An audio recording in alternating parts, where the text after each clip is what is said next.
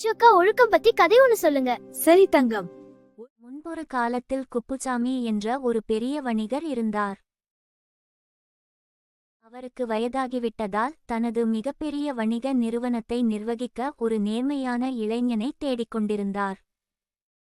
அவர் 3 இளைஞர்களை அழைத்து ஒரு சோதனையை வைத்தார்.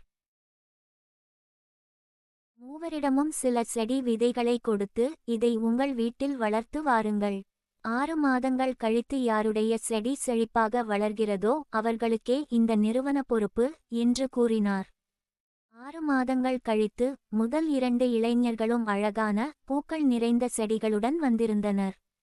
ஆனால் 3வது இளைஞன் கையில் ஒரு வெறும் மண்பானையை மட்டும் வைத்துக்கொண்டு கவலையுடன் நின்றிருந்தான்.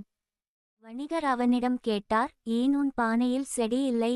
அதற்கு அந்த இளைஞன், ஐயா, நீங்கள் கொடுத்த விதையை நட்டு தினமும் தண்ணீர் ஊற்றி பராமரித்தேன்.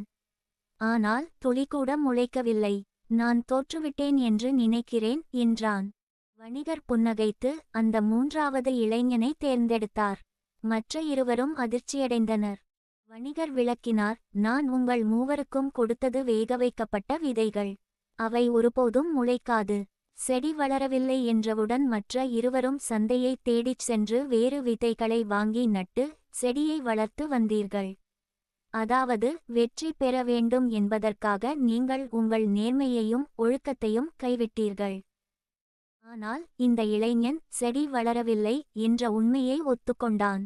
தன் உயிராக கருதிய பதவியை விட உண்மையாக இருக்க வேண்டும் என்ற ஒழுக்கத்தையே அவன் பெரிதாக கருதினான். அவனது இந்த நேர்மையான ஒழுக்கமே அவனுக்கு இந்த உயர்வை தந்தது. ஒழுக்கம் விழுப்பம் தரலான், ஒழுக்கம் உயிரினும் ஓம்பப்படும். அனைவருக்கும் சிறப்பினை தருவது ஒழுக்கம். எனவே அந்த ஒழுக்கத்தை ஒருவன் தன் உயிரை விட மேலானதாக கருதி உயிரினும் சிறந்து காக்க வேண்டும். இது மனித வாழ்க்கையின் அடிப்படை.